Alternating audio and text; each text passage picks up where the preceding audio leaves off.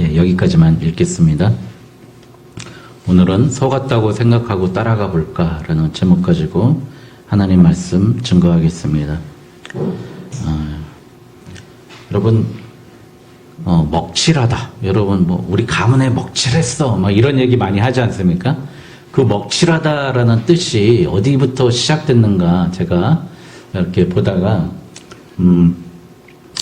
우리 미우라 아야코의 여러분 타계했는데요. 그 빙점이라는 소설 아실 겁니다. 미우라 아야코의 빙점. 드라마로도 했었죠. 죽은 어린 자기 여동생을 생각하면서 쓴 소설인데요.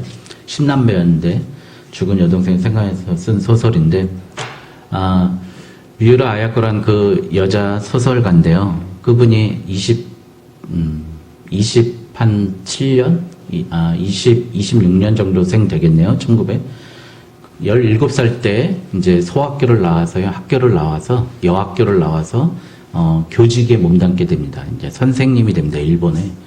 그 선생님이 한 반에 그때 55명에서 56명이 있었대요. 선생님이 처음이 갔는데 부임했는데, 근데 아이들이 너무 이쁘고 귀여운 거예요. 너무 이쁘고 귀여워서 그 선생님이 일기를 쓴 거예요.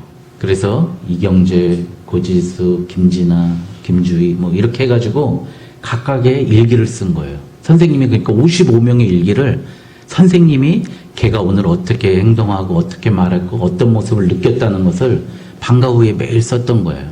그런데 그렇게 쓰다 보니까 아이들이 너무 이뻐서 썼는데, 일기를 쓰는데 쓰다 보니까 그 중에 말 없고 조용한 애도 있잖아요. 서너 명은 기억이 안 나는 거예요.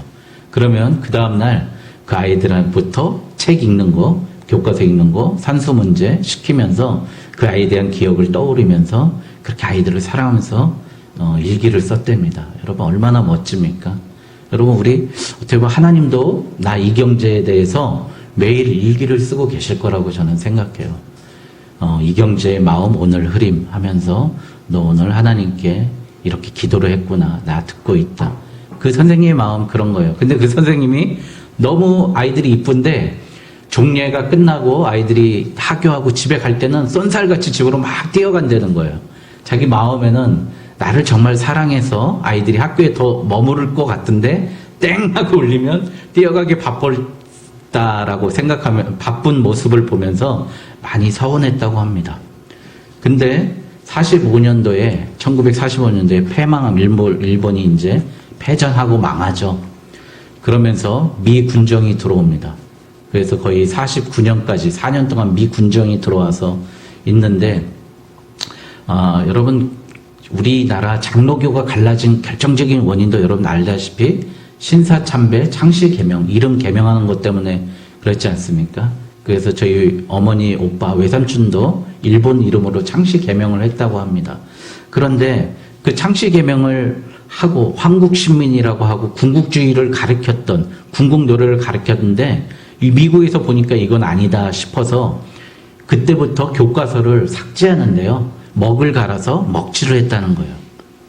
여러분, 교과서를 수정하고 미국의 입맛에 맞게, 그리고 그 군국주의를 없애는 뜻으로 아이들한테 먹칠을 하면 먹을 갈아서 교과서 페이지 몇 줄부터 몇 줄은 지워 요것을 가르쳤다고 합니다. 이것을 가르치면서 그 미우라 아야코는 너무 가슴 아프고 슬펐다고 그래요. 과연 지금 이 지은 교과서가 옳은 것인가? 내가 열정적 일제시대 2차 세계대전 가르쳤던 교과서가 옳은 것인가? 고민했다고 그럽니다. 둘 중에 뭐는 틀렸을 것인데 라고 생각했다고 합니다. 그리고 그 여인이 결국 빈혈로 쓰러진 그 여인을 봤더니 폐결핵으로 13년 동안 병원에 누워 있습니다. 사투를 하는 거죠. 그래서 13년 동안 사투를 하는데 거기서 다다시라는 어느 남자를 만납니다. 그 남자는 약혼녀가 있는, 그러니까 임자 있는 남자인데 그 남자를 만나면서 그 남자를 통해서 예수님을 만나게 됩니다. 그래서 그 남자가 매일 가서 예수님을 전하고 그 사람을 보살피고 하는데, 그래도 그 미우라 아야코는 자살을 하려다가 살아나고 죽고 싶다고 매일매일 죽고 싶고 술과 담배에 쩔고 많은 남자들을 만나면서 자기 인생을 허비하고 있었습니다.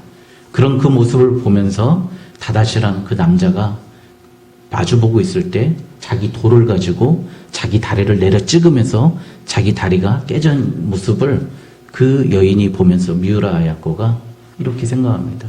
근데 그 남자가 했던 얘기가 내 기도가 얼마나 부족하면 내 사랑이 얼마나 부족하면 당신이 마음을 돌이키지 않습니까? 하면서 처절하게 울면서 자기 다리를 깨부수는 그런 모습을 보면서 미우라 아야코의 마음이 변하는 거예요. 그래서 한 얘기가 그래 저 사람을 보니까 내가 속았다고 생각하고 그 사람이 믿는 예수님 한번 따라가 볼까라고 이 얘기를 했다는 거예요. 여러분 제가 아까 우리 사랑으로 한 사람 구원하자 그랬는데 오늘 그 소설에 나온 그 실화에 나온 수기에 나온 다다시아 같은 사람 그 사람의 마음을 우리가 한 사람을 품을 수 있어야 됩니다. 내 다리가 부서지더라도 저는 그걸 보면서 예수님의 십자가를 한번 생각해 봤어요. 예수님이 나를 구원하기 위해서 십자가에 못 박히고 사람들의 조롱 있잖아요. 남은 구원한다면서 자기는 구원하지 못하는도다 라면서 조롱받지 않습니까? 여러분도 조롱받죠? 전도하려고 그러고 하나님 일하려고 그러면 네 일이나 똑바로 하면서 구원해라 라고 조롱받는데 예수님은 가장 그 아픈 그것을 통해서 나를 구원하셨다는 겁니다. 그래서 이 미우라 아야코라는 이분은 위대한 소설가가 되고 하나님에 대해서 예수 그리스도를 통해서 내 삶이 다시 시작된 것을 깨닫고 정말로 진정한 기독교 신앙인이 됩니다. 여러분 우리의 모습은 어떨까요? 집사님 PPT 한번 넘겨주실까요? 여러분 저 사진이 저 예수님 이렇게 손가락 넣고 있는 사람이 누굴까요? 도마겠죠. 토마스. 예, 저 제목이 의심하는 도마라는 그 제목입니다. 까리바조라는 사람이 그린 그림인데요. 대표작입니다. 보세요. 네가 손가락을 보고 알겠느냐. 진짜 그 손가락을 넣어보지 않습니까? 다음 사진. 예, 저 사진이 위에 있는 사람은 누굴까요? 예, 다윗이겠죠. 그 붙잡고 있는 건 누굴까요? 여러분 잘 아는 골리앗입니다. 골리앗의 목을 베서 이렇게 들고 있는 사람이고요. 들고 있는 장면이고 다음 사진 누굴까요? 똑같은 다윗이죠. 골리앗입니다. 그런데 첫 번째는 그가 두 번째 그림은 그가 초창기에 그렸던 그림이고요. 나중은 다윗이 까리바조라는 사람이 나중에 그렸던 그림입니다. 차이점은 뭐냐면 그 저 소년과 그 골리앗과 나중에 그린 그림에서 보면 얼굴이 닮아 있고요. 막상 내가 골리앗을 쳐 죽였는데 나중에 되니까 내 모습이 골리앗과 별반 다르지 않는 모습으로 돼 있구나. 자기가 한탄하면서 슬피 울고 있는 다윗의 모습을 그렸습니다. 저 그림을 그릴 때 다윗이 어땠을까요? 밧세바와의 범죄. 그런 범죄 아니었겠습니까? 오늘 말씀을 시작하려고 합니다. 오늘 야곱도 자기가 애써 힘들게 하나님을 만나고 하나님을 체험했지만 자기가 하나님을 떠나서 가장 악하고 약한 모습으로 되어 있다는 모습입니다. 그런 모습이 있다는 거예요. 여러분, 우리 선줄로 생각하는 자 넘어질지 조심하라 라고 하는데 그 악한 사람이 바로 내가 골리앗을 욕했지만 나중에는 결국 골리앗의 칼을 취하면서 싸우겠다고 했던 게 바로 다윗이에요. 똑같이 됐다는 거죠. 그런데 야곱도 마찬가지예요. 자기가 야복강에서 그렇게 힘들게 내게 복을 주시지 않으면 떠나지 못하겠다고 떠나면 아니합니다 라고 이야기했지만 결국 한도뼈가 부러지면서 그가 하나님께를 만났지만 결국 그는 오늘 35장 앞에 보면은 어떻게 돼요? 세겜이라는 곳에서 10년 동안 머물렀습니다. 그리고 오늘 이 이야기가 있기 전에 배경을 잠깐 말씀드리겠습니다. 야곱이 왜 침묵하고 있었을까? 라고 한번 생각을 했는데요. 어떤 신학자는 이렇게 이야기합니다. 여러분, 시므온과 레이, 디나 다 누구의 자녀죠? 여러분, 라헬입니까? 레아입니까? 네, 제가 여쭤보면 뒤에 말씀드린 게 정답입니다. 바로 레아의 소생입니다. 여러분, 야곱이 레아를 사랑했습니까? 라헬을 사랑했습니까? 예, 라헬을 사랑했다는 거죠. 여러분, 내가 사랑한 사랑한 아내에서 태어난 게 누구였죠? 요셉이었어요. 그리고 내가 사랑하지 않는 여자한테 태어난 게 바로 루벤과 시므온과 레이였어요. 그리고 딸 디나였어요. 그들을 차별했었죠. 요셉은 색동옷을 입혀가지고 했었습니다. 키웠었어요.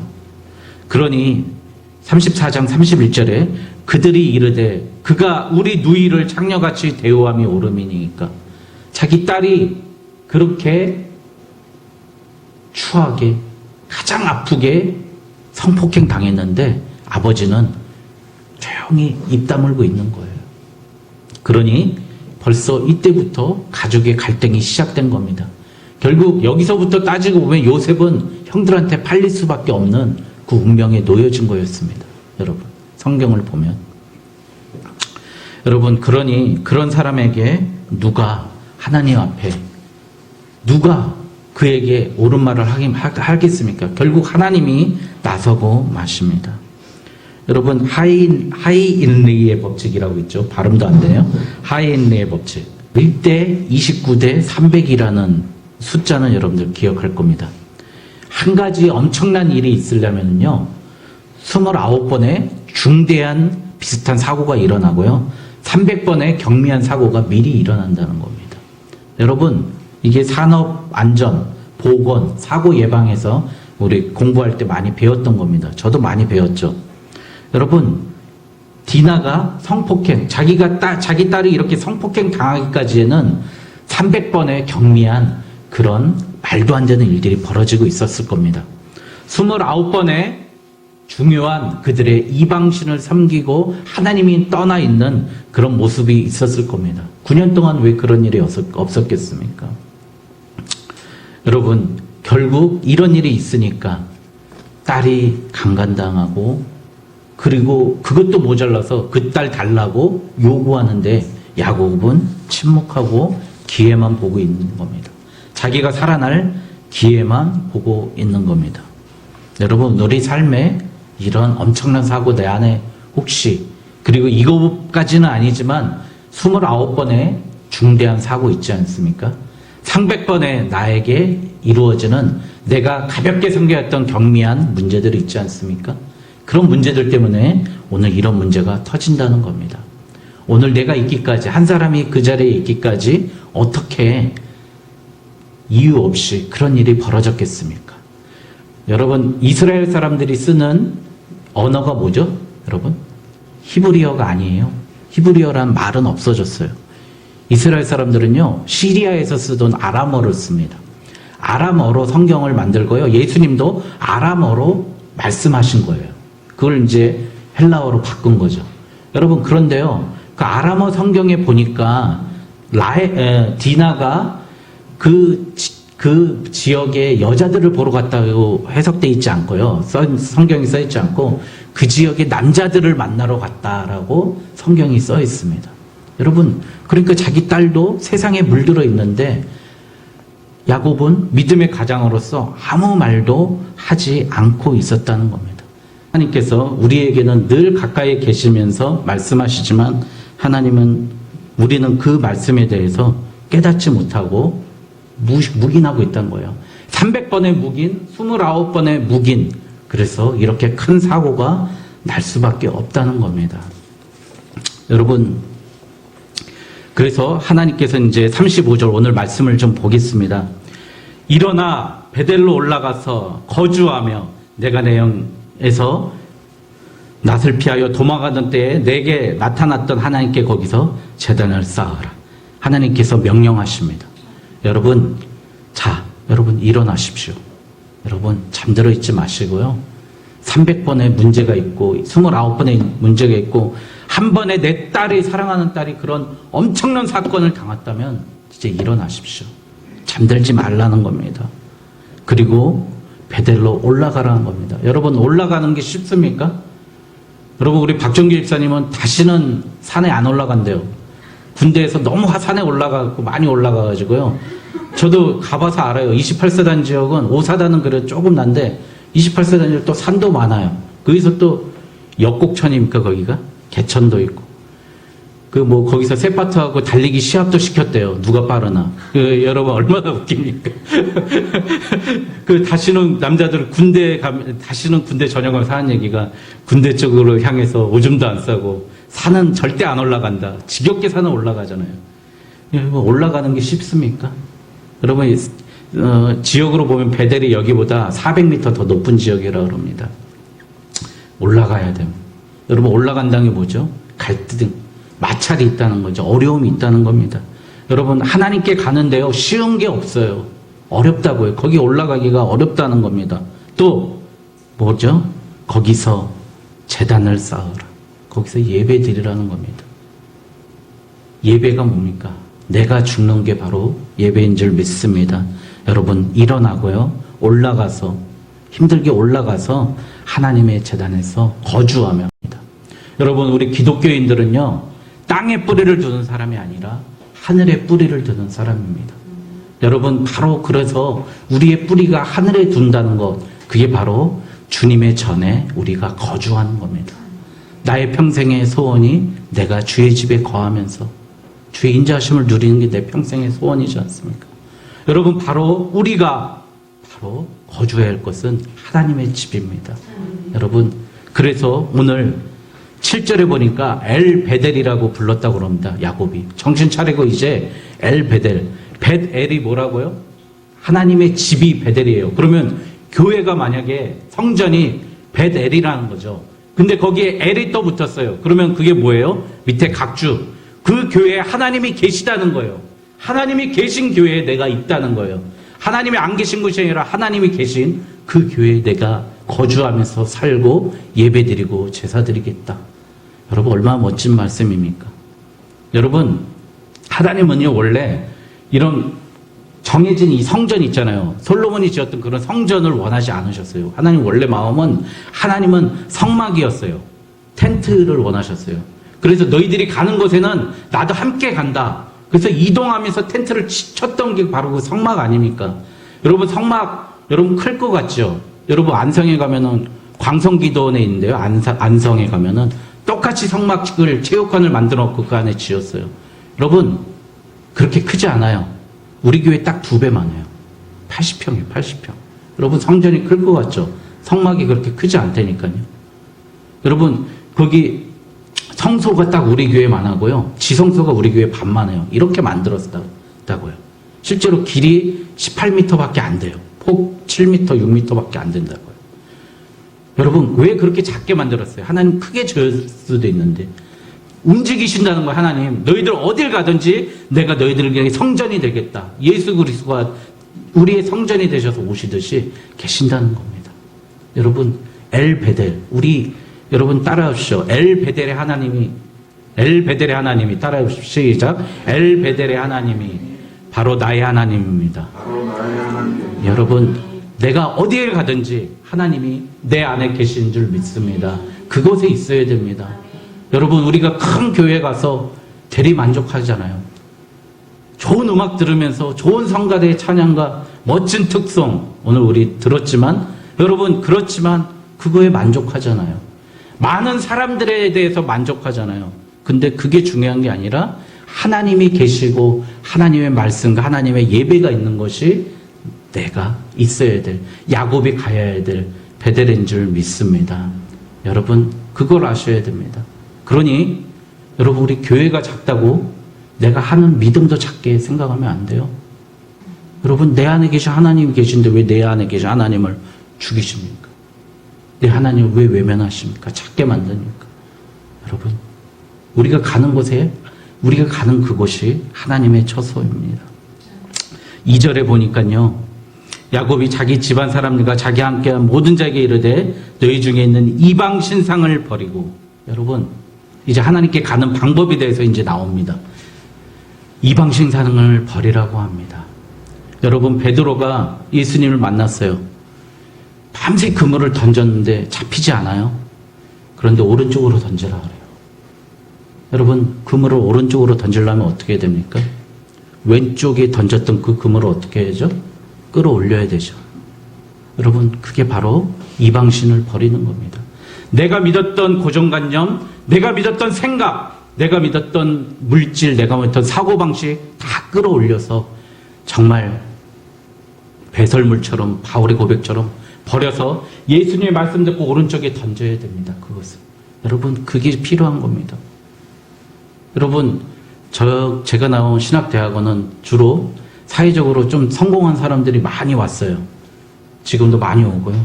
그 사람들 하나같이 하는 얘기가 내가 이전 교수했는데, 어떤 분은 뭐 경찰 학교장 했는데, 어떤 분은 내가 사업에서 삼성에 있었는데, 뭐 모여서 자기 소개하라면 맨날 경력 자랑해요. 여러분, 뭐라고요? 나의 과거를 배설물처럼 여겨야 된다고요. 버려야 된다고요. 여러분, 아직도 왼쪽에다 금을 던져놓고서 하나님 복 주시옵소서 그렇게 얘기한다니까요. 오른쪽에다가 던지려면 그거 들어 올려야 되고 끌어내야 되는데 그것을 못한다는 거예요, 우리가. 여러분, 내 과거 다 이제 접으십시오. 이제 그만 포기하라는 거예요. 여러분, 그래서 우방신을 버리고 이방신을 버리고 자신을 정결하게 하고, 여러분, 회개하라는 겁니다. 내 마음의 몸을 씻으라는 거예요. 여러분, 미우라 아야코에 대해서 제가 얘기했지만 이 사람이 그래서 다다시라는 그 남자를 만나서 교회에 인도돼서 교회에 갔는데 깜짝 놀랐다는 거예요. 어떻게 하나님을 만난 사람이 저렇게 기도할 수 있을까? 저 기도는 하나님께 하는 기도가 아닌데, 사람들 들으라고 하는 기도인데 어떻게 저렇게 천편일률적으로 사랑이 많으신 하나님 오늘 우리를 어쩌고 저쩌고 이렇게 주저리 나온다는 거예요. 그 미우라 아야코가 깜짝 놀랐대요. 저거는 분명히 저 사람의 기도는, 그때 미우라 아야코는 교회에 대한 부정적인 마음이 있었대요. 저 기도는 분명히 하나님께 하는 기도가 아니라 사람한테 하는 기도야. 내가 만난 하나님은 내가 하나님 앞에 갔다면은 나는 아무 말도 할 수 없고 내 입술로 어떤 말도 할 수 없고 눈물밖에 흘릴 수밖에 없다라고 자기는 고백합니다.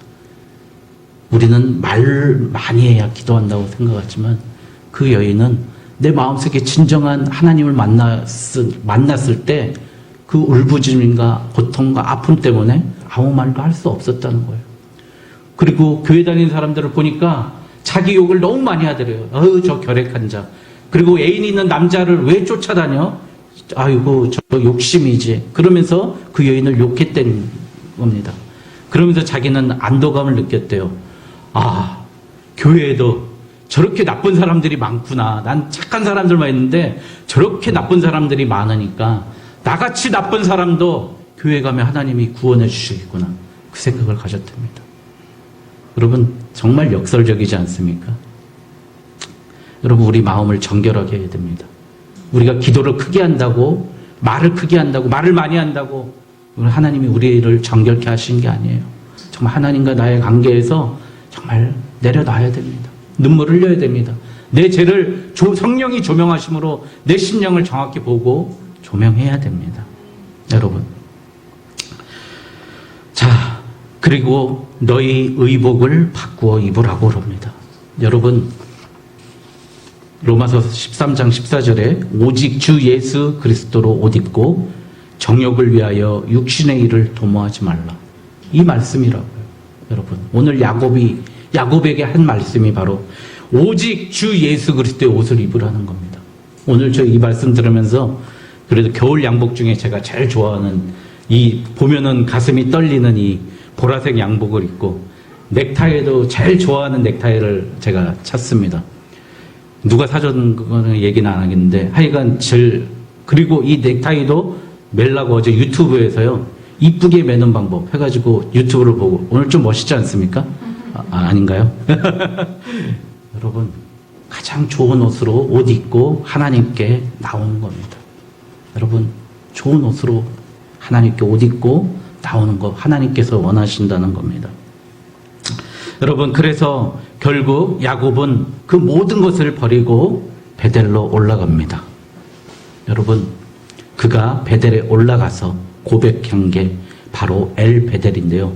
그 베델이라는 곳이 여러분 6절에 보니까 가나안 땅 루스 곧 베델에 이르고라고 이야기합니다. 여러분, 이 말씀을 잘 생각해 봤어요. 저도 고민해 봤는데 원래 그 땅의 이름이 루스였는데요, 베델이라고 이렇게 성경 저자는 썼다는 거죠. 하나님 말씀을 기록했다는 거죠. 왜 그랬을까요? 원래 땅 이름은 루스인데 이걸 베델이라고 말한 사람이 누구죠? 야곱이라는 거예요.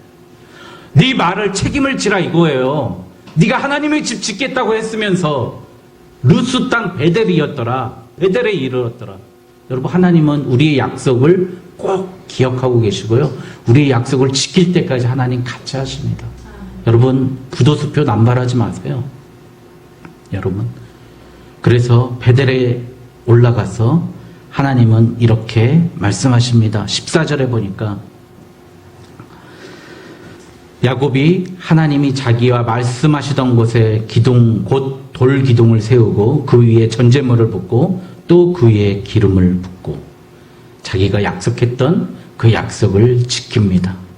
그런데 11절에 야곱에게 축복한 말씀이 하나님이 야곱에게 이르시되 나는 전능한 하나님이라 생육하며 번성하라 한 백성과 한 백성들의 총회가 내게서 나오고 왕들이 내 허리에서 나오리라. 야곱이 베델에만 있으면, 엘 베델에만 있으면 전능한 하나님이 너를 생육하고 번성케 하시며 백성들의 모든 모임이 여기서 시작되고 모든 왕들이 내 허리에서, 내 핏줄에서 나오겠다는 겁니다. 여러분, 오늘 제가 주부에도 적었지만 제가 사역한 지 딱 오늘이 7년 되는 날입니다. 사역을 포기했다가 다시 시작한 지 7년 되는 날이에요. 제가 하나님 앞에 7년 동안 단 한 주도 주의를 어긴 적도 없고요, 또 하나님의 물건을 훔친 적도 없습니다. 하나님 것을 도둑질한 적도 없어요. 그리고 되도록이면 많이는 못했지만 그래도 매일 새벽 기도를 하겠다라고 결단을 했습니다. 7년 전에. 그래서 하나님의 예배의 사람, 기도의 사람, 헌신의 사람 되겠다고 결단했습니다. 근데 그때 결단한 원인이 뭐냐면 하나님 안에 있는 게 가장 빠르고 가장 편안하고 가장 복된 길이라는 걸 깨달았기 때문입니다. 여러분, 우리는 자꾸 왼쪽에 있는 금을 가지고 이러쿵저러쿵 싸워보려고 하죠. 그런데 그 길은 멀고 험하고 결과는 사망과 멸망과 심판뿐이었습니다. 여러분, 제 삶이 힘들어 보인다 할지라도 여러분이 보시기에 저는 감사하고 기쁩니다. 왜 기쁘냐고요? 하나님께서 아무리 어렵고 힘들어도 하나님이 대신 싸워주실 때가 너무 많았고요, 나를 강하게 굳건히 해주셔서 똑같은 힘든 어려움인데 그때는 못 이겨냈던 나의 혈기와 정욕과 욕심을 지금은 이길 수 있기 때문입니다. 주님이 이기게 하시기 때문입니다. 여러분, 삶 속에서 여러분들께 권면 드립니다. 여러분, 오른쪽으로 그늘을 던지시려고 한다면 여러분 분명히 왼쪽에 있는 그물을 끌어내서 옮기십시오. 바로 그것이 베델입니다. 여호와의 성전을 우리가 사모하면서 하나님이 계신 성전으로 가시는 저와 여러분 되시길 주님의 이름으로 축원드립니다. 기도하겠습니다.